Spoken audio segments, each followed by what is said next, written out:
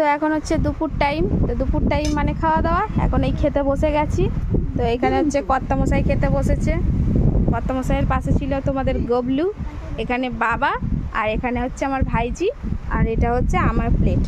তো এই যে এখন খেতে বসে গেছি। তো আজকে খেতে খেতে তোমাদের একটা প্রশ্নের উত্তর দেবো। তোমরা অনেকেই আমাকে জিজ্ঞাসা করছো কমেন্ট বক্সে, দিদি তোমরা খাটে বসে কেন খাচ্ছ?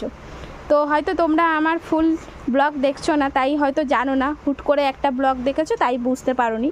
তো বলে দিচ্ছি, আমাদের কিন্তু ঘরের কাজ চলছে, বাইরের অবস্থা ভয়াবহ খারাপ, আর ঘরে ছাদ পড়া হচ্ছে বলে এটা কিন্তু আমরা টেম্পোরারি একটা এই যে তিরপল খাটিয়ে আছি, ঠিক আছে, একদম বাইরের দিকে। এটা ছিল আমাদের মানে কি বলে ওই যে কাঠকুটো রাখা হতো সেই ঘরটাতেই আমরা আছি।